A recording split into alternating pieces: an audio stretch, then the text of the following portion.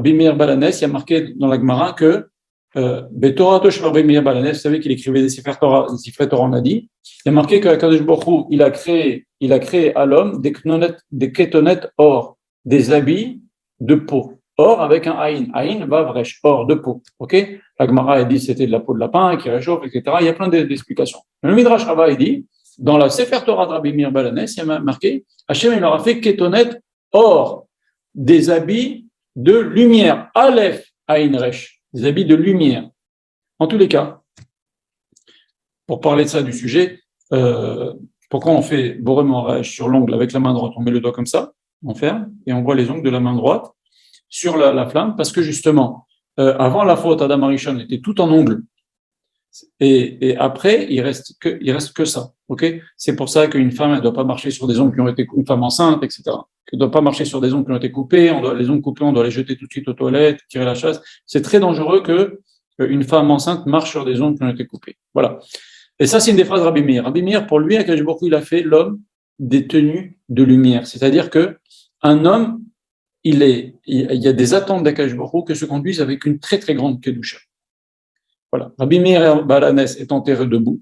Ça, on a une tradition que Rabbi Meir Balanes est enterré debout avec les mains vers le haut, pour nous dire que, malgré qu'il soit plus de ce monde, il prie toujours pour nous. Et ça, c'est unique dans l'histoire. Il n'y a personne d'autre qui est enterré debout, à ma connaissance. Mais il n'y a que Rabbi Meir Balanes, c'est spécial, pour ça que je vous en parle. Et alors maintenant, je vais vous citer maintenant des petites choses que le Rav a dit, des très jolies choses que le Rav a dit. Déjà, on a une phrase dans nos Chachamim qui nous dit Da'aga belev ish isachena l'acherim.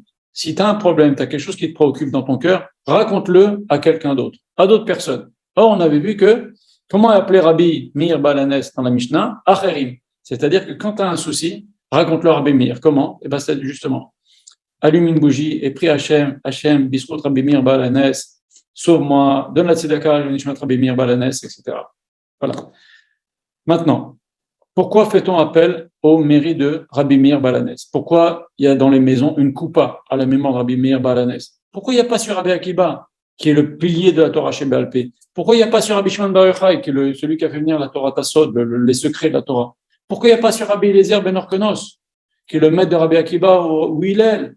Il ne manque pas des grands chez nous. Il ne manque pas. Pourquoi il n'y a pas ça sur eux? Il y a tout sur Rabbi Meir Balanes, comme ça. C'est quoi cette particularité de Rabbi Meir Balanes? Par exemple, Laurent me raconte que son grand-père Baba Meir, il avait une coupa de Rabbi Meir Balanes et qu'il vidait chaque mercredi, il donnait la tzedaka toute la semaine dedans, et chaque mercredi il la vidait, il donnait pour des familles nécessiteuses pour Shabbat. Donc, la question elle reste, pourquoi en particulier Rabbi Meir Balanes, qui est si présent, alors qu'il y a eu lui-même a eu des maîtres, et on en parle beaucoup moins. On fait moins appel à eux quand quelqu'un a des problèmes, quand quelqu'un a des soucis. Il prie Hachem et il prie pas Hachem, bisous Rabbi Akiba. C'est surtout Rabbi Meir Balanes le plus souvent. Alors, je vais vous lire ce que nous dit le Rav. Ok.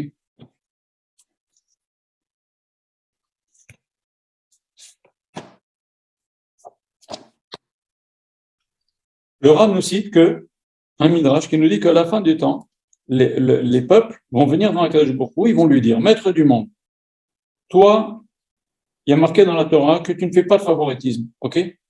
Alors, pourquoi chez nous, il y a des voleurs, chez les Juifs aussi, il y a des voleurs, chez nous, il y a des gens qui font de l'idolâtrie, chez les Juifs aussi, il y a des gens qui ont fait de l'idolâtrie, chez nous, il y a des assassins, chez les Juifs aussi, il y a eu des assassins dans toute l'histoire, ok? Alors, pourquoi tu veux libérer un Israël, tu veux envoyer le Mashiach en Israël, tu veux maintenant que Mashiach est venu les favoriser, et tu leur pardonnes, et à nous, non. Pourtant, on est pareil, on a fait la même chose. Ils ont la même chose, ils ont des assassins, ils ont des voleurs, ils ont de ce que tu veux. Le Chachamim nous dit dans ce Midrash que c'est un moment difficile, et même Michael, Sar Israël, c'est-à-dire Michael, c'est l'ange défenseur d'Israël dans le ciel, il n'avait pas de réponse, parce que c'est une accusation elle est vraie, elle est fondée. Akadosh Baruch Hu lui-même va venir et répondre au peuple du monde. Il leur dit, le peuple d'Israël, dans toutes les générations, ils ont donné la tzedaka. Et par cette force-là de la tzedaka, je vais les libérer. Et par ce route-là, le mérite-là de la tzedaka, je vais les favoriser, même s'ils ont fait les mêmes choses que les autres peuples. Entre parenthèses, est-ce qu'il y a un peuple dans le monde qui donne autant la tzedaka qu'un Israël? Proportionnellement. Il n'y a aucun. Aucun. C'est des peanuts par rapport à ce que les Juifs donnent en tzedaka. Voilà. Et c'est ce que nous dit ce Midrash. Et maintenant, le Rav continue, il nous dit, pourquoi? Qu'est-ce qu'il y a de particulier dans la tzedaka que même Michael ne pouvait pas trouver cet argument et c'est Akadosh Baruch Hu qui vient donner cet argument-là de la tzedaka? Michael Amalach, il aurait pu parler, dire voilà, Am Israël il a le corps de la tzedaka. Pourquoi c'est Akadosh Baruch Hu lui-même? Et lui, il a la bouche close, il n'a rien pu dire. Alors, le Rav explique ainsi. Il a dit, dans la Gemara, il y a une marloquette entre Rabbi Yehuda et Rabbi Meir. Est-ce que les Juifs qui fautent sont appelés les enfants d'Hachem? On est d'accord que quand les Juifs font bien la Torah, on est les enfants d'Hachem, comme c'est marqué, Banim Latem Lachem Elokechem. Vous êtes les fils pour Akadosh Baruch Hu. La question est, la marloquette Rabbi Yehuda, Rabbi Meir, quand les Juifs font des bêtises, quand les Juifs se conduisent mal, est-ce qu'ils sont appelés des enfants d'Hachem? Rabbi Yehuda, il dit non. Quand ils font des bêtises, les Juifs, ils ne sont pas appelés les enfants d'Hachem, ils sont appelés Avadim, les serviteurs d'Hachem. C'est moins. Comme on dit dans Masarat Rosh Hashanah, Imke Banim, Imke Avadim. Rabbi Meir, il te dit non. Même quand on faute, Akadosh Baruch Hu nous considère comme ses enfants. Comme c'est marqué, Shuvu Banim, Shuvavim. Il y a un verset dans le prophète, où Akadosh Baruch Hu dit, revenez mes enfants voyous. Mais c'est mes enfants quand même. Même si vous êtes conduisez comme des voyous, Hachem, il emploie le mot Banim, mes enfants voyous. Donc on reste les enfants d'Akadosh Baruch Hu. Et donc, Rabbi Meir, il a cet argument-là de dire que même si on se conduit mal, on est les enfants d'Akadosh Baruch Hu. Et ça, c'est une très grande force. D'ailleurs, on voit que la halakha n'est jamais comme Rabbi Meir, comme je l'ai déjà cité, sauf, et encore moins entre Rabbi Meir et Rabbi Yehuda, la halakha est toujours comme Rabbi Yehuda, sauf sur ce point-là. Sur ce point-là, la halakha, elle est comme Rabbi Meir. Et je continue de vous lire ce que dit le Rav. Il nous dit donc que même si les Juifs fautent, ils sont appelés les enfants d'Akadosh Baruch Hu. Et c'est pour ça qu'on peut comprendre quand un fils faute, ok? Si c'est un fils, eh ben, on lui pardonnera toujours. On finira par lui pardonner. Si c'est un serviteur qui faute, on le met en prison, on l'oublie, on l'éjecte, mais si Rabbi Meir a réussi à prouver, et la halakha est fixée comme lui, qu'on reste les enfants d'Akadosh Baruch Hu, eh ben, même quand on faute, parce que nous maintenant on va s'adresser à Hachem, mais il y a nos fautes qui font des barrières à notre filote. Mais comme on est encore les enfants d'Akadosh Baruch Hu, eh ben, on rappelle à Akadosh Baruch Hu le mérite de Rabbi Meir. C'est pour ça qu'on dit toujours Ela de Meir. Pourquoi? Parce qu'Akadosh Baruch Hu, rappelle-toi, la halakha est comme Rabbi Meir. Et même si on a fauté, même s'il y a des barrières, rappelle-toi de Rabbi Meir, la halakha est comme lui, on reste tes enfants. Et c'est ça le yesod. Et c'est pour ça que tout le temps on fait appel à Rabbi Meir, parce que la halakha est comme lui, et il dit qu'on reste les enfants d'Akadosh Baruch Hu. Je continue à vous lire ce que dit le Rav. Il dit à quoi ça ressemble? Ça ressemble à un roi dont le fils s'est conduit comme un voyou. Et il le met en prison. Il est obligé de le mettre en prison. Le fils s'est fait attraper, le fils du roi, il s'est fait attraper, il s'est fait juger, et on l'a mis en prison. Et les juges ont dit, attention de traitement de favoritisme en prison. Hein. Il n'y a pas de fils de roi en prison, il est en prison, comme tous les prisonniers. Et il y a quelqu'un, alors que c'est interdit, qui va et qui donne au fils du roi des bonnes choses à manger, des habits corrects, il se chauffe, il le gâte, il le chouchoute. Alors le roi, en vérité, même si c'est contre la loi, contre toute logique, puisqu'il a été condamné, cette personne-là, à ce qu'on lui fasse pas de favoritisme, eh ben le roi, il est content parce que c'est son fils. Il est content quand même que quelqu'un chouchoute son fils. Voilà, ça vous pouvez pas lui enlever. Et c'est pour ça que, comme la halakha est comme Rabbi Meir et que nous sommes toujours considérés comme les enfants d'Akadosh Baruch Hu, même quand on faute, cette marloquette-là, elle est fixée dans le ciel comme Rabbi Meir, la halakha est comme Rabbi Meir, qu'on est des enfants d'Akadosh Baruch Hu. Et même si on faute, on reste les enfants d'Akadosh Baruch Hu. Et c'est pour ça que on dit toujours la tzedaka, le nishmat Rabbi Meir, on offre des bougies, on allume des bougies, le nishmat Rabbi Meir. Pourquoi? Pour rappeler à Akadosh Baruch Hu que même si on faute, eh ben, il y a la halakha comme Rabbi Meir, on reste tes enfants. Et tes enfants, tu peux pas être dur avec eux. On reste tes enfants. Et on voit que Rabbi Meir, en vérité, n'est pas contre, il n'est pas seul à avoir cette zvara-là. il a appris certainement de son maître Rabbi Akiba. Je vous raconte juste pour terminer le cours. Rabbi Akiba, un jour, il a croisé un goy qui lui a dit Akadosh Baruch Hu, pourquoi vous donnez la tzedaka? Si Akadosh Baruch Hu voulait que les pauvres aient de quoi vivre, eh bien, il leur donnerait quoi vivre. Pourquoi vous êtes en train de casser la volonté d'Akadosh Baruch Hu? Akadosh Baruch Hu veut qu'il y ait des pauvres. Et vous leur donnez de l'argent. Vous contrez la volonté d'Akadosh Baruch Hu.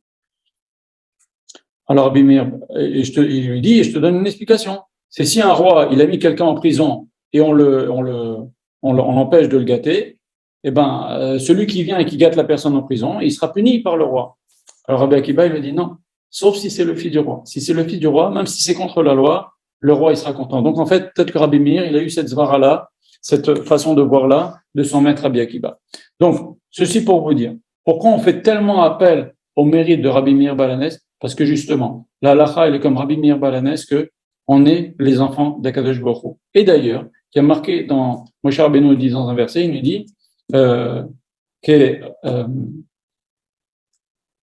Akadosh Baruch Hu vous punit comme un père punit son fils. Un père, il va donner une tana à son fils, ok, parce qu'il mérite, parce qu'il veut le remettre dans le droit chemin. C'est pas des coups cruels, c'est des coups pour le corriger.